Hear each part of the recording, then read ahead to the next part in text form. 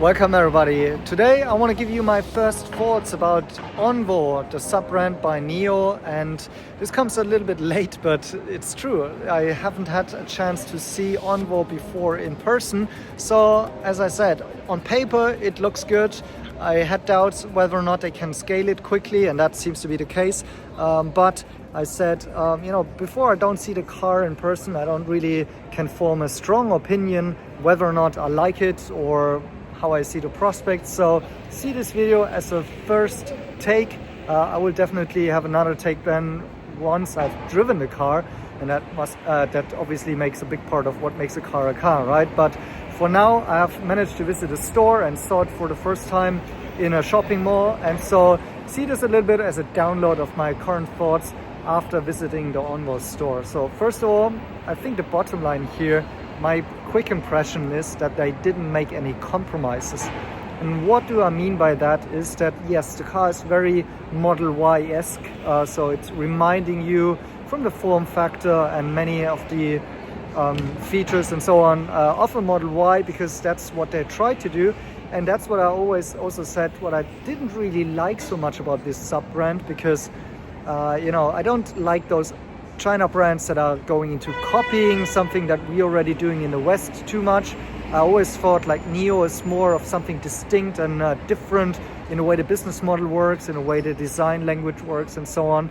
And that's true for the NIO brand, but for Onvo it's clearly a Model Y Tesla competitor, right? And that's also the challenge at the same time, because obviously the Model Y is setting very, very high standards and is very successful. So it's a very tough gamble by Li Bin and NIO there, and we'll see whether or not that can succeed. But now on the car, they didn't do much compromise when it comes to product quality, I must say. While it does have a less luxurious premium feel than NIO cars inside and outside, as it should be, it's still, in my opinion, already, if you just enter the car, on a little bit higher level than the Model Y. And that is interesting, especially since the price tag of the Model Y is obviously also a little bit higher in China here than for the Onvo car, right? So, I mean, that's exactly how they intended to do it, I guess.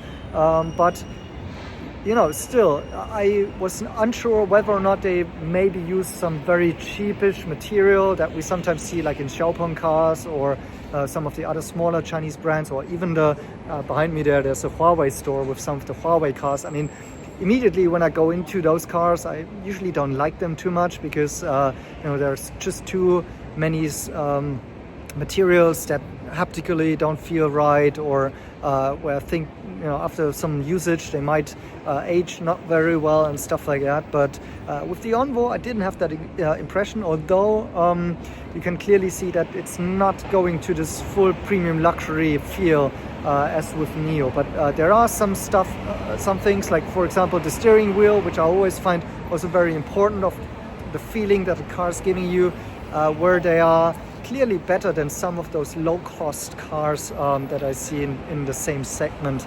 So that's already a nice distinction in my opinion. And on top of that, everything that we know already, right? It's spacious, it's having this big screen, which, by the way, another not compromise that they have made. The screen is really detailed. So for example, if you go in a Tesla car, you will see more of the pixels in the car. So it's definitely having a higher resolution with the Onvo Ledao car. And you see that throughout the car, really, that they are making the right choices when it comes to engineering and design. Then for the software side, I also thought they learned from some of the previous mistakes that they had at NIO with glitches in the software, and it's really now very much on top with what you see out there with a Huawei OS and so on, with the OS that's going into the Onvo cars here right from the beginning. So that's good to see. And I also liked, especially one thing that I criticized about NIO, like with my experiences of subscribing to the ET5 and ET7 and the ES6 I usually have been a bit critical of the sound system, which I think especially for a premium to luxury car should be very, very good, but it seems to be more on the hi-fi level, so it doesn't have those strong bass and so on. And with the Onvo, it's more powerful and more enjoyable also. It's more fun in my experience, and it's also closer to what I've seen, what they've done with the Model 3 relaunch very, very well. And I think that should also be a huge value boost to the perception. And so, overall, I can only say that this is not only on paper now, but really also in person, just by the looks, not driving it. I will make a separate judgment maybe of that, because I also want to see how the autopilot works, how the suspension works and so on. Should definitely be not as good as with the Neo cars, for the suspension at least. But overall, I would say this is a very good car, not only on a paper, but really also in reality. And now, what I said before, what I don't like so much about it, that it's really so much geared towards the Model Y, so it's missing a little bit of its own distinction. But on the other hand, the brand itself, like Onvo, and the colors and how they made up the stores and so on, I think shows also some strong branding, at least from where they're starting from scratch now. So they definitely did a rookie job there. Okay, what you sometimes see from some of the smaller Chinese brands, where you're like, well, who wants to drive a Xiaopeng in Europe? Just kidding. I don't want to hit on Xiaopeng here, but Onvo, I think, could even resonate with European users there. So that's all in all pretty good. And I also was with Miriam in the store, and what she mentioned is she is a Model Y fan, by the way, and she wasn't a huge fan of Onvo from what she saw on the papers. But when she saw it in the store, she was saying like, it's definitely also a female car, which is interesting, because she said like Tesla cars are very masculine, and an Onvo car, also with the color options, it's maybe also catering more to female users. However, I don't want to just paint a too glorious picture here of Onvo. By the way, again, these are just some first impressions. But the difficulty in the end is that they chose to make a standalone brand and a distribution system which relies on their own shops. And I'm not entirely sure like how well and quickly this can scale still. I mean, we still have to see whether or not they can meet their December guidance. I think they still try and make it, and whether or not they can scale even to the higher targets which they had in the beginning of next year. The product itself doesn't give me any clues that they should be missing something here, that it's an inferior product or it's lacking something.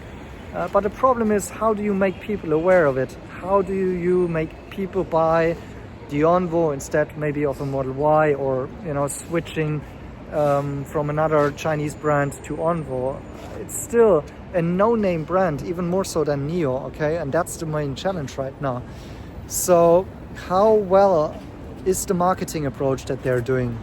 What will be the key for making this not only a good brand on paper and on scratch, how they designed the brand, but what makes this really scale? Because I just looked it up here in Guangzhou. There's just a couple, there was maybe 3 or 4 Ledao shops or Onvo shops here, and that's certainly not enough to sell in huge volumes. And I don't know whether or not they have any good strategies. I saw an influencer doing some live broadcasting in the shop, but it's a different thing if you're Elon Musk and you send out a couple of tweets and you're super famous also here in China, and that will be the challenge for Onvo. It's maybe not enough to do a good product, which it certainly is, and in my opinion it's the better product than a Model Y, to be honest, just by the first looks. So these are a couple of thoughts. Definitely not my last take on Onvo, but finally I saw it in person, and hope to bring you more content about that in the future.